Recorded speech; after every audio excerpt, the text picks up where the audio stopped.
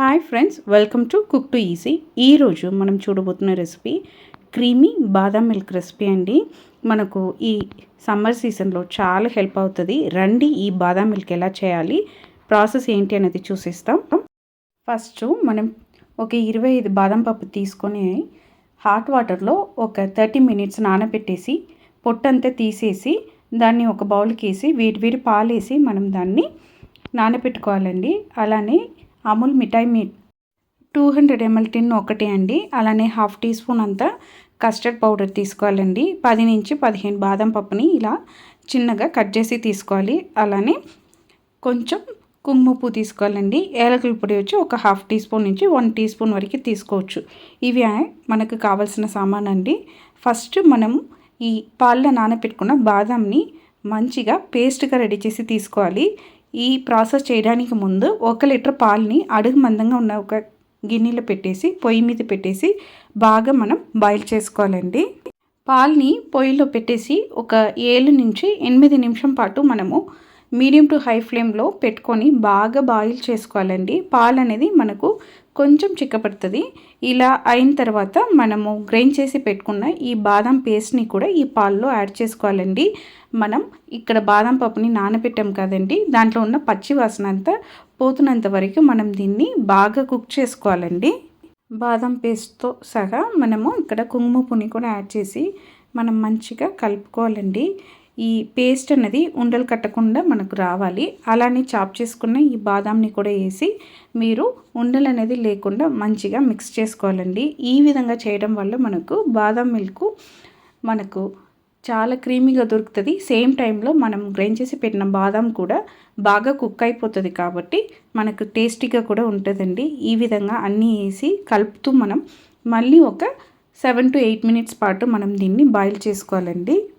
8 నిమిషం తర్వాత అండి మనకు పాలు అనేది చిక్కపడింది. ఇప్పుడు ఈ స్టేజ్లో అండి మనం తీసి పెట్టుకున్న కస్టర్డ్ పౌడర్ని ఒక 3 టేబుల్ స్పూన్ అంత పాలలో మంచిగా మనము మిక్స్ చేసుకొని దాన్ని కూడా ఈ బాదం మిల్క్లో యాడ్ చేసుకోవాలండి. ఇలా కస్టర్డ్ పౌడర్ మిక్స్ని యాడ్ చేసిన తర్వాత మనం చేయి వదలకుండా కంటిన్యూస్గా ఒక 2 to 3 మినిట్స్ పాటు మనం దీన్ని ఇలా కలుపుతూ కుక్ చేసుకోవాలండి.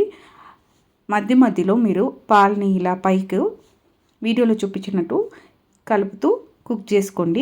ఈ విధంగా మనం కుక్ చేయడం వల్ల కస్టర్డ్ పౌడర్లో ఉన్న పచ్చి వాసన అనేది పోయి మనకు కస్టర్డ్ పౌడర్ బాగా కుక్ అయ్యి దొరుకుతుందండి. చూడండి, మనకు ఈ స్టేజ్లోనే బాదం మిల్క్ అనేది క్రీమీగా అయిపోయిందండి. ఇప్పుడు స్వీట్నెస్ కోసం ఈ అమూల్ మిఠాయి మేడ్ 200 ml అనేది మనం ఈ పాల్లో వేస్తున్నామండి. ఇలా వేసి దాన్ని కూడా మంచిగా పాలతో మిక్స్ చేసుకొని మనం కుక్ చేయాలి. ఈ మిఠాయి మీరు వేస్తున్నప్పుడు మాత్రం పొయ్యిని సిమ్లో పెట్టుకోండి.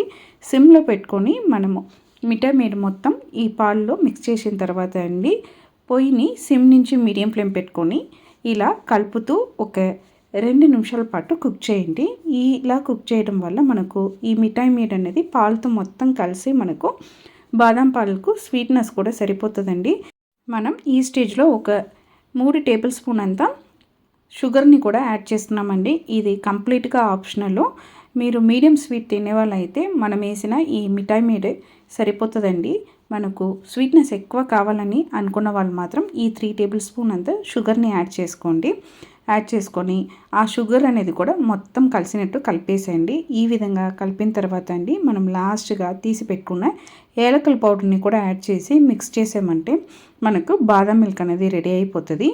మనం మధ్య మధ్యలో ఇలా కలుపుతూ మనం కుక్ చేయడం వల్ల మనకు పాలు అనేది అడుగు పట్టకుండా మనకు క్రీమీగా దొరుకుతుందండి. అంతే, మనకు సూపర్గా బాదం మిల్క్ అనేది రెడీ అయిపోయింది. ఇది మన ఆప్షనలే అండి. వేడివేడిగా మీరు తాగేవాళ్ళైతే ఈ స్టేజ్లో మీరు తాగొచ్చు. లేదు ఫ్రిడ్జ్లో పెట్టి చల్లగా తాగాలని అనుకున్నారంటే మీరు కంప్లీట్గా ఆరబెట్టిన తర్వాత ఫ్రిడ్జ్లో ఒక 2 నుంచి 3 గంటల పాటు పెట్టి మనం చిల్లుగా కూడా సర్వ్ చేయొచ్చండి. మన ఆప్షనలే. హాట్గా అయినా తాగొచ్చు, కోల్డ్గా అయినా తాగొచ్చు అండి. మీరు కూడా ఖచ్చితంగా సేమ్ కొలతలతో ఒక్కసారి ఈ బాదం పాల రెసిపీని ట్రై చేసి చూడండి, టేస్ట్ చేసి చూడండి.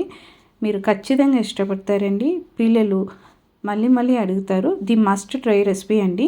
మీకు ఈ బాదం పాల రెసిపీ నచ్చిందంటే మన కుక్ టు ఈజీ ఛానల్ని లైక్ చేయండి, షేర్ చేయండి, కామెంట్ చేయండి. తప్పకుండా మన కుక్ టు ఈజీ ఛానల్ని సబ్స్క్రైబ్ చేయండి. అందరికీ బాయ్ అండి.